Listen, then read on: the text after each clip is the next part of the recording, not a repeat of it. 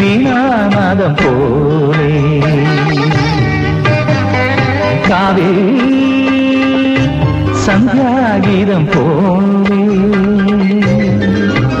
ഒരു നാടൻ പെണ്ണിൻ അനുരാഗം പോലെ സുഖരാഗം കാത്തി നിറയുന്നു നെയ്യേ ഇളരുന്നു കുളിയോടും പ്രണയരാവിൽ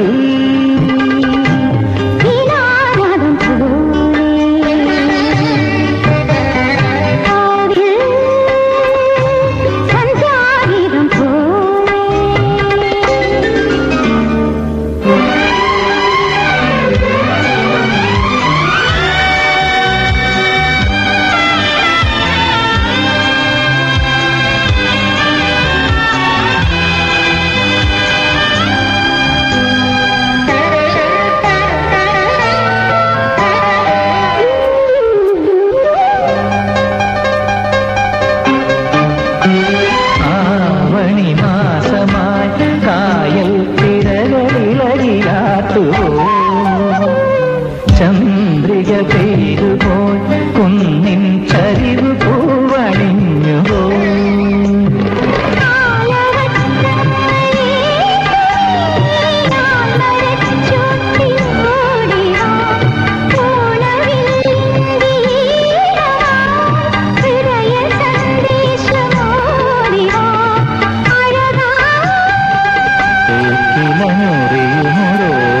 ോർമ്മയിലമൃതരാവിൽ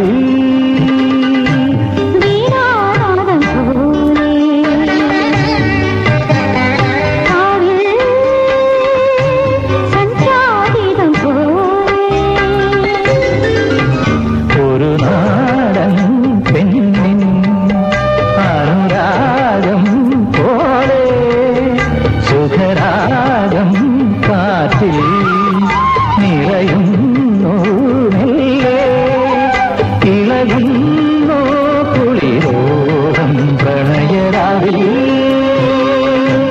വീണാനാദം പോലെ കാവേ സന്ധ്യാഗീതം പോലെ.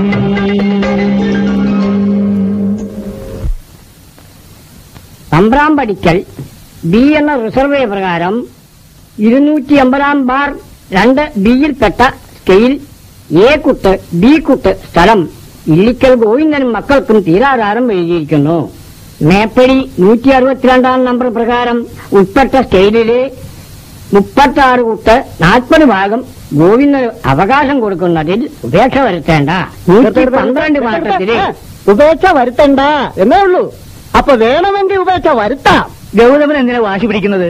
തനിക്ക് വരുന്നത് 34 ഓഹരിയാ. ആ ഓഹരിയാണെന്നും പറഞ്ഞ് എനിക്ക് മുറിച്ചു തന്ന കുറ്റിക്കാട്ടില് 146 കുറുക്കന്മാരാ താമസിക്കുന്നത്. ആർക്ക് വേണം അതൊക്കെ? ആ ഭാഗത്ത് കിട്ടുന്ന സ്ഥലം വിറ്റ് ബാലേന്ദ്രന് ജോലി ശരിയാക്കാമെന്ന് പറഞ്ഞാണല്ലോ ഏടത്തി ഇവിടെ ചമ്പരം പറിഞ്ഞിരിക്കുന്നത്. അതെ, ആ ഇരുത്തം മാത്രമേ ഉണ്ടാവൂ. കണ്ണായ സ്ഥലം മുഴുവൻ ആ കുറുക്കം കൊണ്ടുപോകും. എനിക്ക് പുഴക്കരയിൽ ചുരുങ്ങിയത് 50 സെന്റ് സ്ഥലമെങ്കിലും കിട്ടണം. അതിൽ കുറഞ്ഞ ഒരു ഭാഗം വെപ്പിന് ഞാനില്ല.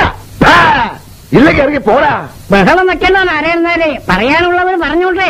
ഇങ്ങനെയാണോ പറയുന്നത്? ഇവനെയൊക്കെ ഇവിടെ പിടിച്ചിരുത്തി ഇങ്ങനെ ഭാഗം വെക്കുന്ന പ്രശ്നം. കേസിന് പോട്ടെ എന്ന്. പോകണമെങ്കിൽ പോകും. എന്തായാലും നിങ്ങളെ കൊണ്ട് തീറ്റിക്കത്തില്ല. അത് ഞാൻ ഏറ്റു.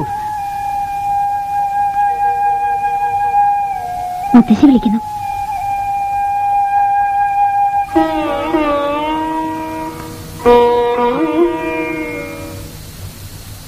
എന്താ മുത്തശ്ശി? പൂമുഖത്ത് എന്തായി? അടി തുടങ്ങിയിട്ടില്ല. മധ്യസ്ഥത്തിനിരിക്കുന്ന വാര്യരുടെ കാര്യമാ കഷ്ടം. മോനെ ഓർത്തിട്ടാ ഞാനിതെല്ലാം സഹിക്കുന്നത്. നിന്റെ ജോലിക്കാര്യത്തിന് വേറെന്തെങ്കിലും ഒരു വഴിയുണ്ടായിരുന്നെങ്കിൽ ഞാൻ ഇവരെയൊക്കെ എന്നേ പടിയടച്ച് പിണ്ണം വെച്ചേനെ. ഈ പണം കിട്ടിയാലും ഇനി എന്റെ ജോലി ശരിയാവുമെന്ന് തോന്നുന്നില്ല. പണം കൊടുക്കേണ്ട സമയമൊക്കെ കഴിഞ്ഞു. മോൻ അങ്ങനെ ഒന്നും സംഭവിക്കില്ല. എത്ര വിഷമമുള്ളപ്പോഴും നീ സന്തോഷിച്ചേ ഞാൻ കണ്ടിട്ടുള്ളൂ. മോൻ വിഷമിക്കരുത്. കൊന്നോ? ഇതൊക്കെ വെറും നാടകമല്ലേ മുത്തശ്ശി? കൊല്ലണമെന്നുണ്ടെങ്കിൽ ഭാഗം കഴിഞ്ഞിട്ടേ കൊല്ലൂ. നിന്റെ കാരണവന്മാരുടെ ഭസ്മം കിടക്കുന്ന മണ്ണായത്. ഇവരിതില് ചോര വീഴ്ത്തുവോ കുട്ടി? മുത്തശ്ശി അതൊന്നും ശ്രദ്ധിക്കാൻ പോണ്ട.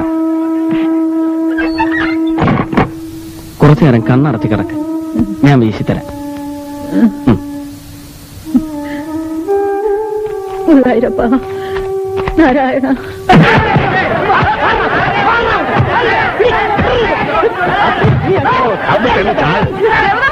അയ്യോ എന്നെ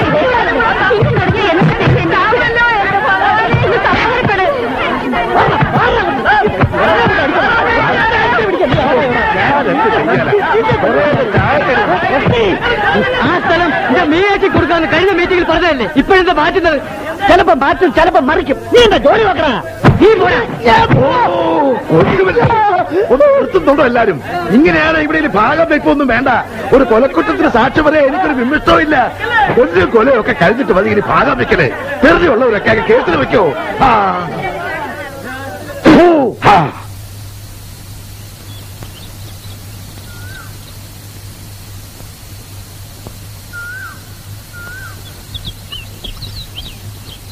തെളിയും, സർവവും തെളിയും. വിളക്കൂതിക്കെടുത്തി ഭാഗം വെപ്പ് നിർത്തിവെച്ചാലും മറ്റൊരു വഴി ഈശ്വരൻ കാണിച്ചു തരാതിരിക്കില്ല. 72 വയസ്സായ ഒരു വൃദ്ധയുടെ മനസ്സിന്റെ ധൈര്യമാണെന്ന് വിചാരിച്ചാൽ മതി.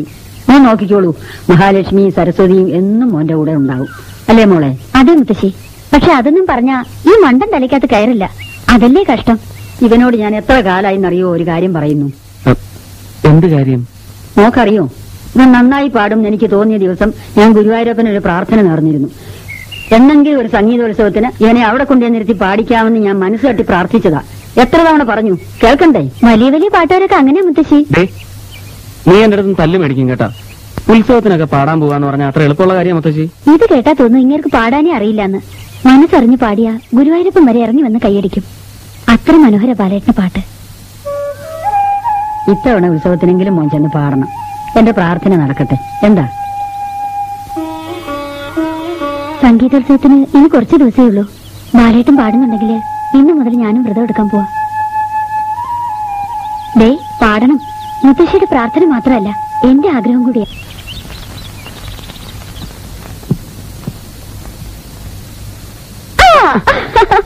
നിനക്കെന്താ വല്ല ബാധയും കൂടിയിട്ടുണ്ടോ? അതെ, ബാധ കൂടി. ബാലേട്ടൻ മനസ്സിലായില്ലേ? ഇതാണ് സ്നേഹത്തിന്റെ ബാധ. മുത്തശ്ശി പറഞ്ഞത് കേട്ടില്ലേ? ബാലേട്ടന്റെ കൂടെ എപ്പോഴും സരസ്വതി മഹാലക്ഷ്മി ഉണ്ടത്രേ. ആ മഹാലക്ഷ്മി മറ്റാരുമല്ല, ഞാനാണ്. നിനക്ക് വത്ത. എന്റെ മനസ്സിൽ എത്ര ഒരു ബാധയില്ലെന്ന് നിന്നോട് എത്ര പ്രാവശ്യമായി ഞാൻ പറയുന്നു. വെറുതെ സ്നേഹിച്ചും പ്രേമിച്ചും നിന്റെ തോളത്ത് കൈവച്ചു ആടിപ്പാടി നടക്കാൻ ശ്രീകൃഷ്ണൻ ഉണ്ടാക്കി തന്ന അമ്പാടിയൊന്നും അല്ല ഈ തറവാട്. ഇതിനകത്ത് മുഴുവൻ പ്രശ്നങ്ങളാ.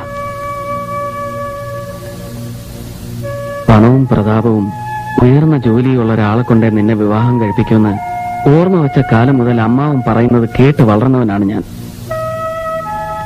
എനിക്ക് എന്നെ ഇഷ്ടമാണ്. എന്നാലും നിന്നെ ഒരിക്കലും എനിക്ക് കിട്ടില്ല എന്നേ ഞാൻ ചിന്തിച്ചിട്ടുള്ളൂ. മറിച്ച് ചിന്തിക്കാൻ എപ്പോഴും വയ്യ.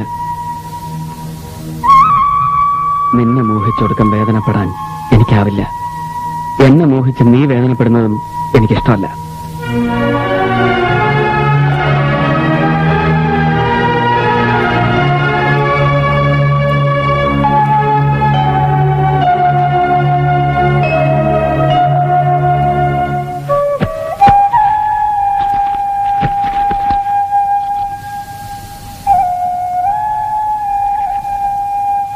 തേർഡ് ലീവിന് ഹോസ്റ്റലിലേക്ക് പോണില്ല എന്ന് പറഞ്ഞിട്ട് ഇപ്പൊ എന്താ ഹോസ്റ്റലിലേക്ക്? ഒരുപാട് പഠിക്കാനുണ്ടമ്മേ.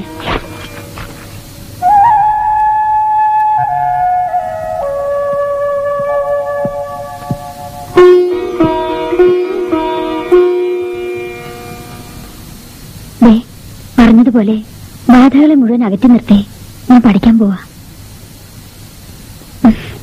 ഇന്ന് തീയതി 18, 21-ന് ഗുരുവായൂർ സംഗീതോത്സവം തുടങ്ങും. നല്ല കുട്ടിയായി അവിടെ പോയിരുന്നു പാടുമെന്ന് എന്നോട് സത്യം ചെയ്യണം.